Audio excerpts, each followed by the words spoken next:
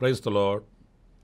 ప్రభు అయిన యేసుక్రీస్తు నామములో మీ అందరికీ మా హోసన్న మినిస్ట్రీస్ తరపున హృదయపూర్వకమైన వందనాలు తెలియపరుస్తున్నాను. ప్రభు మిమ్మల్ని దీవించి ఆశీర్వదించునుగాక. పిల్లరా, మీరు చూస్తున్న ఈ అనుదిన కృప అనే ఈ క్లుప్త సందేశాలని అనేకులకు మీరు పరిచయం చేయండి. మీరు ఆధ్యాత్మికమైన మేలులు పొందుతూ అనేకులకు ఈ అవకాశాన్ని కలిగించాలని, వారిని ప్రేరేపించాలని, ప్రోత్సహించాలని ప్రేమపూర్వకంగా ఆశిస్తున్నాను. ప్రతి ఉదయాన్నే ఈ క్లుప్త సందేశాలు ఆ దినమంతా దేవుని వాక్యాన్ని ధ్యానించడానికి దోహదపడతాయని ఆశిస్తూ మీకు అందిస్తూ ఉన్నాను. మంచిది. చూడండి, ఈ రోజున ప్రతి మనిషి ఆయుష్ కొరకు, ఆరోగ్యం కొరకు తహతహలాడుతున్నాడు. ఆరోగ్యాన్ని కాపాడుకోవడానికి వ్యయ ప్రయాసలు పడుతున్నాడు, కోట్ల రూపాయలు ఖర్చు పెడుతున్నాడు. కానీ ఆయుష్శేషం తరిగిపోతుంది, ఎన్నో రోగాలు పెరిగిపోతున్నాయి. వ్యాధుల బలం మన ఎదుట ఒక జయించలేని అపజయాల పర్వతంగా నిలిచిపోతుంటుంది. దేవుని వాక్యంలో మనం గమనించినప్పుడు మన పితరులు 100 సంవత్సరాలు బ్రతికారు. కానీ మనం 100 సంవత్సరాలు బ్రతకడానికే చాలా కష్టతరమైపోతుంది. ఎందుకు ఈ ఆయుష్శేషం ఇలా తరిగిపోయింది? అయినా తరిగిపోయిన దాని గురించి ఆలోచించేదానికంటే పొందుకునే దాని గురించి కాస్త ఆలోచిస్తే దీర్ఘాయువు మనకు ఎలా కలుగుతుంది? దేవుని వాక్యం దానికి సమాధానం చెప్తుంది.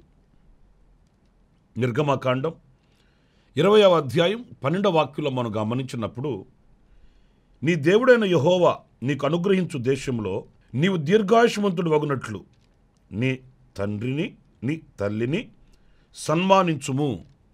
ప్రియులారా, చూడండి, వాక్య భాగంలో ఒక దీవెనకరమైన అనుభవం ఏంటంటే, దీర్ఘాయువు కావాలి అనంటే మనల్ని కన్నటువంటి తల్లిదండ్రుల యొక్క దీవెన మన మీద ఉండాలండి. వాళ్ళ యొక్క ఆశీర్వాదం మనకు అవసరమండి. చాలా సందర్భాల్లో మనం ఏమనుకుంటామంటే, ఏ నరుడు మనల్ని ఆశీర్వదించాల్సిన అవసరం లేదు, ఏ మనిషి యొక్క దీవెన మాకు అవసరం లేదు అని పొరపడుతుంటాము.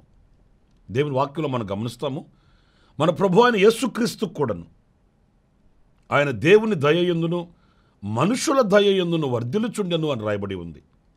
ప్రియులారా, మనకు దేవుని దయ ఎంతైనా అవసరం మనకు. ఆ రీతిగానే మనల్ని కన్నటువంటి, జన్మనిచ్చినటువంటి తల్లిదండ్రుల యొక్క దీవెన వాళ్ళకి మనం సంతోషాన్ని కలుగు చేయాలి, వాళ్ళకి మనం ఆనందాన్ని కలుగు చేయాలి, వాళ్ళని సన్మానించాలి, అంటే వాళ్ళని గౌరవించాలి. సన్మానించాలంటే ఏదో పట్టు బలవంతాన కష్టంగా ఒక షాల్ తీసుకుని వచ్చి వాళ్ళకి సన్మానం చేసి ఆ తర్వాత చేతులు దులిపేసుకొని మనం చేతులు కడుక్కొని వెళ్ళిపోవడం కాదు. వాళ్ళు సన్మానించడం అంటే, సన్మానం చూడడం ఎంత ఘనంగా చేస్తారో, వేదిక ఎక్కిస్తారు, కుర్చీలో కూర్చుని పెడతారు, సన్మానాలకి షాల్స్ కప్పుతారు, బొకేలు ఇస్తారు. ఎంత ఘనతగా ఉంటుందో. అన్ని విషయాలలో కూడా వారికి అంత ఘనతనివ్వాలి. కొంచెం వృద్ధాప్యంలోనికి తల్లిదండ్రులు రాగానే ఈ రోజున యవనులైన వాళ్ళు దూరమైపోతున్నారండి. 10 రూపాయలు ఖర్చు పెట్టి తల్లిదండ్రులైన ముసలితనంలో ఉన్న వారిని దూరాన పెట్టడానికి సాహసిస్తున్నారండి. వృద్ధాశ్రయాలని ఇలా ఎన్నో వచ్చేసాయి. అందులో చేర్పించేసి వీళ్ళు చేతులు గడుక్కొని వీళ్ళ మట్టుకు వీళ్ళు క్షేమముగా ఉండడానికి ఆశపడుతున్నారు. చాలా ప్రమాదకరమైన అనుభవం అండి. ఎప్పుడైతే ఆ తల్లిదండ్రుల యొక్క దీవెన, చూడండి, పరిశుద్ధ గ్రంథంలో కూడా మనం చదువుతామండి. అబ్రహాము తమ కుమారుల్ని ఆశీర్వదించాడు, ఇస్సాకు తమ కుమారుల్ని ఆశీర్వదించాడు, యాకోబు తమ కుమారుల్ని ఆశీర్వదించాడు, నోవాహు తమ కుమారుల్ని ఆశీర్వదించాడు. ఇలా పాత నిబంధన కాలంలో మన పితరులు మనం గమనించినప్పుడు వాళ్ళు తమ బిడ్డల్ని ఆశీర్వదించారు. చల్లని హృదయంతో, నిండు హృదయంతో వాళ్ళని దీవించారు. ఆ దీవెనలు వాళ్ళ జీవితంలో ప్రభావితమయ్యాయి. కనుక మనం కూడా మన తల్లిదండ్రులను మనం సన్మానించగలిగి ఆ ఆశీర్వాదం కూడా మనం పొందుకోగలిగితే, దేవుని ఆశీర్వాదం అలాగే జన్మనిచ్చిన తల్లిదండ్రుల యొక్క ఆశీర్వాదం మన మీద ఉన్నప్పుడు మనకు దీర్ఘాయుషు కలుగుతుంది అనేది వాక్యం చెప్తున్న సత్యం. మరొక మాట కూడా నేను మీతో చెప్పనా? ద్వితీయోపదేశకాండం 5వ అధ్యాయం 33వ వాక్యం మనం గమనించినప్పుడు, మీరు కుడికే గాని ఎడమకే గాని తిరగక మీ దేవుడైన యెహోవా ఆజ్ఞాపించినట్లు చేయుటకు జాగ్రత్త పడవలెను. మీరు స్వాధీనపరచుకొనబోవు దేశములో మీరు జీవించుచు మేలు కలిగి దీర్ఘాయుష్మంతులగునట్లు మీ దేవుడైన యెహోవా మీకు ఆజ్ఞాపించిన మార్గములన్నిటిలో నడుచుకొనవలెను.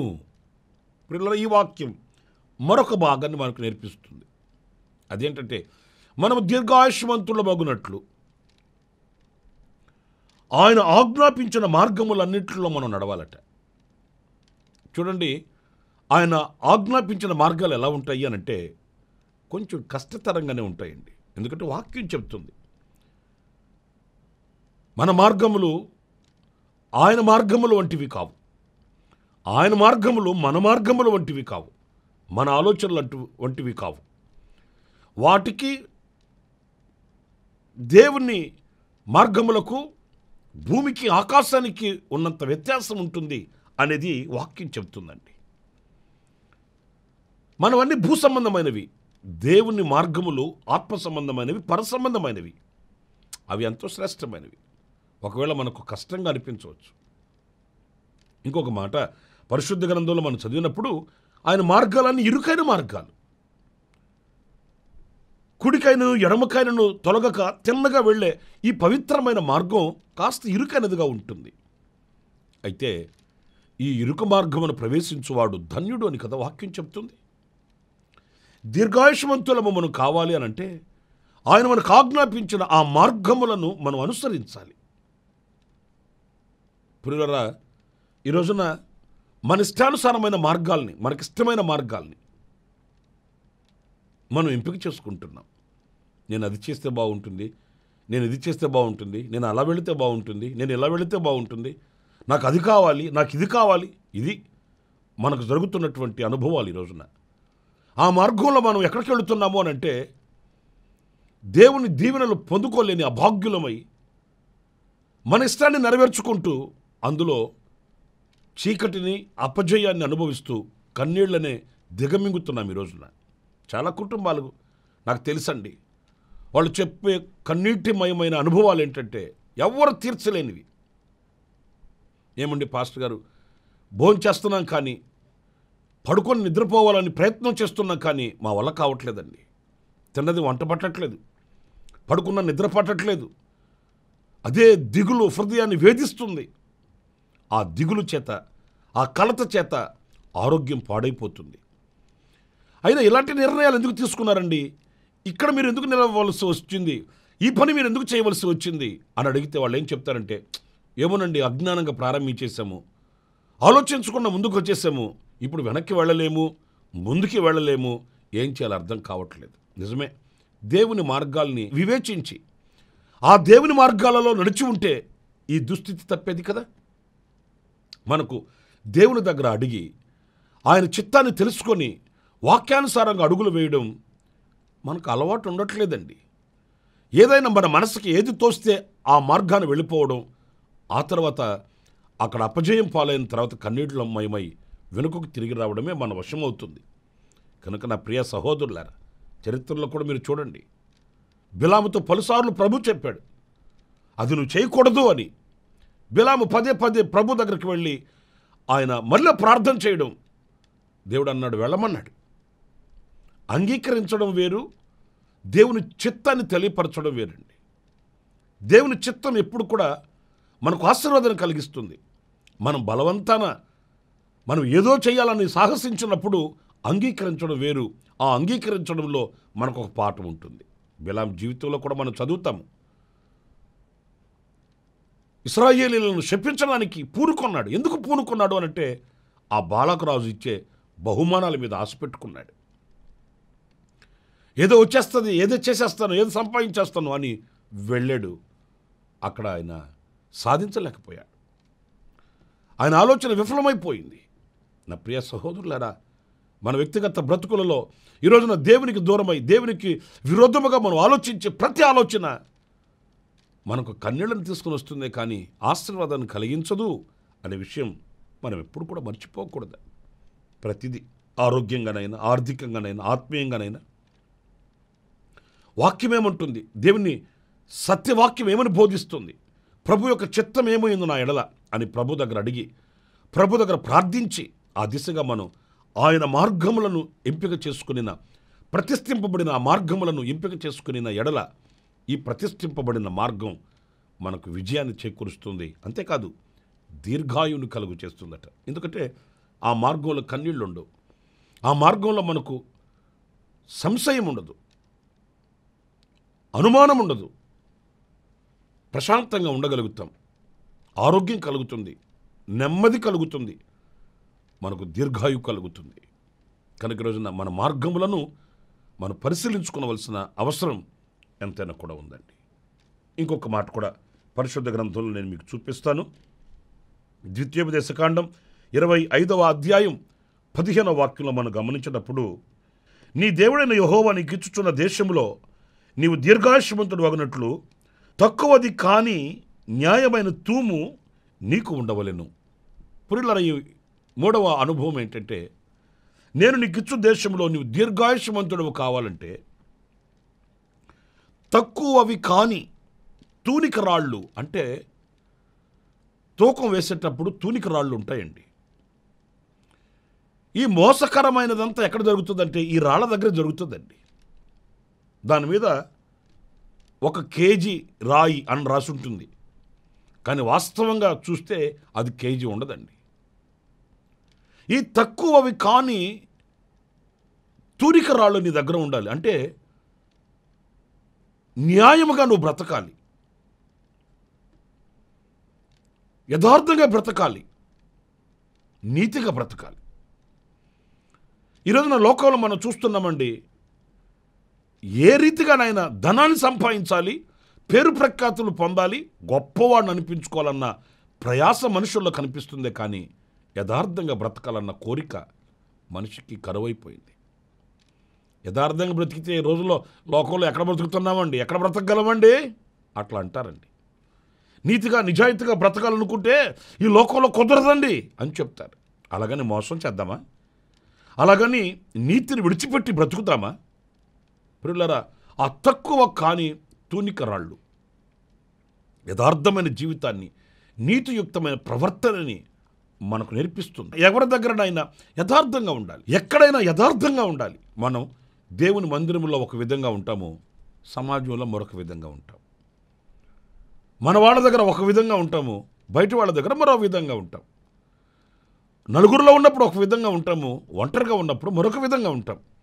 ఇవన్నీ యథార్థమైన ప్రవర్తనకు దూరమని మనం గుర్తించాలండి. ప్రియమైన దేవుని బిడ్డలారా, ఎప్పుడైతే ఆ యథార్థమైన జీవితాన్ని, న్యాయమైన జీవితాన్ని, నీతి కలిగిన జీవితాన్ని మనం అలవాటు చేసుకుంటామో అది మనకు క్షేమాన్ని ఇస్తుంది. క్షేమమే కాదు, దీర్ఘాయువుని ఇస్తుంది. అంటే దేవుని దీవెనను మనకు అనుగ్రహించి ఆ దీవెన చేత మనకు ఆయుష్ కలుగుతుంది. ఎన్ని మోసాలో ఈ రోజున మీరు ప్రపంచంలో చూడండి, లోకంలో చూడండి, మోసం చేయడానికి ఎన్ని మార్గాలు ఉన్నాయో అన్ని మార్గాలు వాడుకుంటున్నారు ఈరోజు. కానీ తత్ఫలితంగా వచ్చింది ఏంటి? పాపము పరిపక్వమై మరణానికి అంటుంది. పాపం ఎప్పుడు మౌనంగా ఉండదు కదా. పాపము వలన వచ్చిన జీతం మరణమే అన్నప్పుడు ఆ మరణాన్ని తప్పించగలిగిన అనుభవాలు లోకంలో ఏముంటాయండి? నా ప్రియ సహోదరులారా, అంచేత మనల్ని మనం పరిశీలించుకోవాలి. మన పితరుల గురించి మనం చదువుతామండి. వాళ్ళు యథార్థవంతులై, భయభక్తులు కలిగిన వారై, దేవుని ఎదుట నీతి కలిగిన న్యాయమైన ప్రవర్తన వాళ్ళు ప్రవర్తించారు. వాళ్ళకి ఎన్నో ఎదురయ్యాయి, శత్రువులు ఎదురయ్యారు, పరిస్థితులు విపరీతంగా మార్చబడ్డాయి. ఒక్క మాటలో చెప్పాలంటే మరణ బంధకాలు వాళ్ళని అలుముకున్నాయి. కానీ ఆ మరణ బంధకాలలో నుంచి దేవుడు వారిని విడిపించి నిండు ఆయుష్నిచ్చి, ఆరోగ్యాన్నిచ్చి, క్షేమం ఇచ్చి సమసమాజంలో సాక్షిగా ప్రభు వారిని నిలబెట్టాడు. వారి నీతి ప్రవర్తనను బట్టి హిజ్కియా ఏమని ప్రార్థన చేశాడు? ₹1,00,00,000 కానుకిస్తాను ప్రభువా, నన్ను బ్రతికించు అని ప్రార్థన చేశాడా? లేక నీ మందిరానికి వెళ్ళి ₹5,00,00,000 నేను కానుకగా అర్పించుకుంటాను ప్రభువా అని ప్రార్థన చేశాడా? లేదు. నీ సన్నిధిలో నేను ఎంత యథార్థంగా ప్రవర్తించానో ఆ యథార్థమైన ప్రవర్తన. యోబు అతడు చెడుతనమును విసర్జించిన వాడు యథార్థవంతుడు అని రాయబడి ఉంది. దేవుడు మరణాన్ని తప్పించలేదా? ఆయుష్ను అనుగ్రహించలేదా? నిండు ఆయుష్ను ప్రసాదించలేదా? నా ప్రియమైన సహోదరులారా, మన వ్యక్తిగత బ్రతుకులో కూడా ఆ నిండు ఆయుష్ను మనం కలిగి ఉండాలి. దీర్ఘాయువుని మనం పొందుకోవాలంటే ఆ యథార్థమైన జీవితం మన దగ్గర ఉండాలండి. ఇంకొక మాట నేను మీతో చెప్పాలంటే, ఈ తక్కువ కాని తూనిక రాళ్ళు అనంటే అర్థం ఏంటంటే, ఎవరి దగ్గరనైనా అంటే మనము ఒకరికి తీర్పు తీర్చేటప్పుడు ఒక విధంగా, మరొకరికి తీర్పు తీర్చేటప్పుడు మరొక విధంగా మనం తీర్పు తీరుస్తూ ఉంటాం. మన దృష్టిలో లోపం ఉంటుంది. వీళ్ళు గొప్పవాళ్ళు, వాళ్ళు పేదవాళ్ళు, లేక వీళ్ళు పేదవాళ్ళు, వాళ్ళు గొప్పవాళ్ళు. ఇలా మనం న్యాయం తీర్చకూడదు, తీర్పు తీర్చకూడదు. ఆ ఒకటే అనే ఆ ఏకభావం మనలో ఉండాలి. ఎవరైనా ఒకే మాట మాట్లాడగలగాలి. అలాంటి తక్కువ కాని తూనిక రాళ్ళని, అనుభవాల్ని మనం కలిగి ఉంటే దైవ దీవెన మనం పొందుకుంటాము. దీర్ఘాయుష్ మనకు కలుగుతుందని దేవుని వాక్యం మనకు బోధిస్తుంది. 3 విషయాలు నేను మీతో చెప్తూ వచ్చాను. తల్లిదండ్రులను గౌరవించి సన్మానించి వారి దీవెన మనం పొందుకోవాలి, దీర్ఘాయుష్మంతులు మగునట్లు. రెండవది, దేవుని వాక్యంలో వ్రాయబడింది, ఆయన మార్గములను జాగ్రత్తగా మనం నడుచుకొని నేడల మనకు దీర్ఘాయువు కలుగుతుంది. మూడవది, యథార్థంగా సత్ప్రవర్తన కలిగి నీతిగా నిజాయితీగా బ్రతకనుద్దేశించి ఆ మార్గంలో మనం నడిస్తే మనకు దీర్ఘాయువు కలుగుతుంది. ఆ గొప్ప దేవుడు ఇలాంటి మార్గాల్లో మనల్ని నడిపించి దీర్ఘాయువు చేత మనలను నింపునుగాక. ప్రభు మిమ్మల్ని అందరూ కూడా ఆశీర్వదించుగాక. తలలు ఉంచండి, ప్రార్థన చేసుకుందాం. కృపాసత్య సంపూర్ణుడ, జీవాధిపతి అని ప్రభువా మీకు వందనాలు. నాయన, లోకమంతటిని చూస్తే ఆయుష్ని ఆరోగ్యం కొరకే ప్రయాసపడుతున్నారు, పరుగులు తీస్తున్నారు, ఆరాటపడుతున్నారు. అది ఎక్కడ దొరుకుతుంది, ఎలా దొరుకుతుందో తెలియక తిరుగులాడుతున్నారు. సత్యవాక్యం సెలవిస్తుంది, దీర్ఘాయువు కలిగే మార్గాన్ని చూపిస్తుంది. ఇదిగో మేము ధ్యానించగలిగాం, వీటిని మేము అన్వయించుకొని ఆ మార్గంలో మేము నడిచిన వారమై, ఆ అనుభవాలను ధరించుకుని వారమై, దీర్ఘాయుష్వంతులమై నీకు సాక్షిగా బ్రతకటకు సహాయం చేయమని మమ్మల్ని ఒక్కొక్కరిని మీ చేతులకు సమర్పించుకుంటూ యేసు నామములో ప్రార్థించి వేడుకొనుచున్నాను తండ్రి. ఆమేన్, ఆమేన్. ప్రభు మిమ్మల్ని దీవించి ఆశీర్వదించునుగాక. మరి ముఖ్యంగా పుట్టినరోజులు జరుపుకుంటున్న నా సహోదరులకు నా నిండు హృదయపూర్వకమైన వందనాలు తెలియపరుస్తూ ప్రభు మిమ్మల్ని దీవించాలని ఆశిస్తున్నాను. ఎవరైనా కన్నీళ్లలో కష్టాలలో ఉంటే నా ప్రభు మిమ్మల్ని జ్ఞాపకం చేసుకోవాలని, విడుదల కలుగు చేయాలని, మిమ్మల్ని సాక్షులుగా నిలబెట్టాలని మనసారా ప్రార్థిస్తూ ముగిస్తున్నాను. ప్రభు మిమ్మల్ని దీవించుగాక. ఆమేన్. ప్రతి దినము ఈ అనుదిన కృపాను సందేశాల కొరకు, ఇంకా మరిన్ని ఆత్మ సంబంధమైన సందేశాల కొరకు ఈ మా యూట్యూబ్ ఛానల్ ని సబ్స్క్రైబ్ చేసుకోండి. Pastor Ramesh ministries.